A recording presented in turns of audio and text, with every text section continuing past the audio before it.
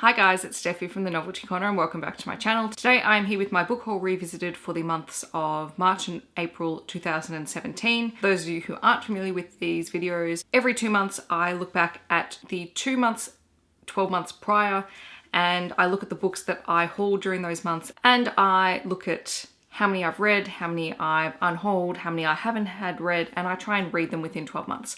And it's just sort of a cycle of keeping me accountable for all the books that I purchase, because it got a little bit nuts last year and I need to make sure that I'm keeping books moving. So for this period, I unhauled 3 books, 1 of which I didn't read, 2 which I did. I read 24 books and I had 11 unread. So what does that give us? A total of 36 books. That's not bad that there's only 11 that are unread. Okay, so let's get into it. The first book that I'm going to talk about is the one that I unhauled unread, and that was Free and Grace by Charity Norman, and I think I passed that on to a family friend. I just wasn't going to get to it. The 2 books that I read and unhauled were The Handmaid's Tale by Margaret Atwood.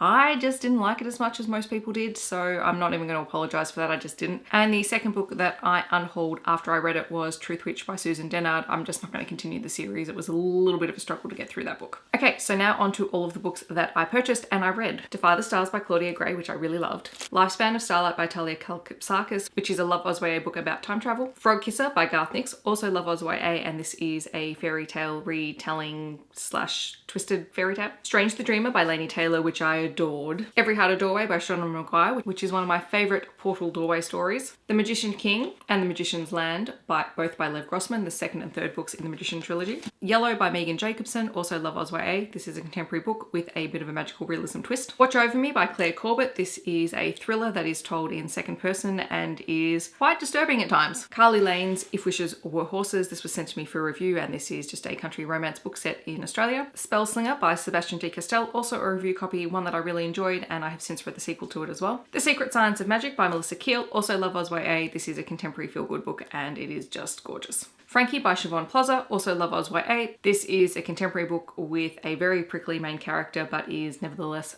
wonderful. Bone Sparrow by Zana Fralin. This won tons of awards last year. It is Love Oz YA. It is absolutely heartbreaking. It is set in a detention camp and it will just break your heart. One Would Think the Deep by Claire Zorn, also Love Oz YA. This won the Older Readers Award for the Children's Book Council Awards of Australia last year, and it was okay, I didn't mind it. Leviathan Weeks by James S.A. Corey, the first book in the Expanse series, which I love. Now, I started reading this because I was watching the TV series and now I have fallen hard for the book series, so yes.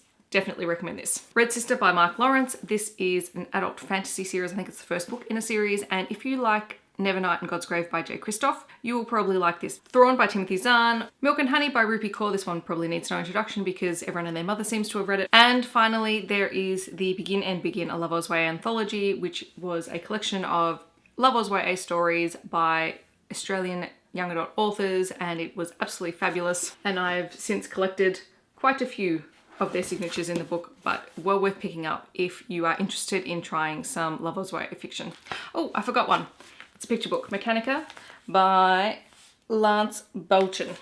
I love this book. And then we come to the unread books. So these are books that I'm going to try and read in the next 2 months. Some of these you will have seen already on my March TBR pile, but this is all of them collectively. Dragonfly Song by Wendy Orr. I believe this was shortlisted for the CBCA Awards last year as well, but I didn't get a chance to read it. It wasn't in the young adult category though. The Burning Page by Genevieve Cogman, the 3rd book in the Invisible Library series. Vengeance Road by Erin Bowman. The Things We Promise by JC Burke. This is also Love Oz YA and something that I should have read ages ago, but I haven't, so I'm going to pick it up hopefully very soon. Hunted by Megan Spooner. With Maxim Chronicles, A Year with a Champion Poodle by Doug Jordan. This I won in a Goodreads giveaway, and I do have a poodle in my family who is also a black poodle, so I should probably read this. Perfect by Cecilia Ahern, which is the sequel to Flawed, and I just need to read it. The Breakdown by B.A. Paris. I won this in a giveaway and I have no idea what it's about, but I should read it. Tyranny of Petticoats, edited by Jessica Spotswood. This is a collection of short stories about badass female characters, and I think most of them are westerns.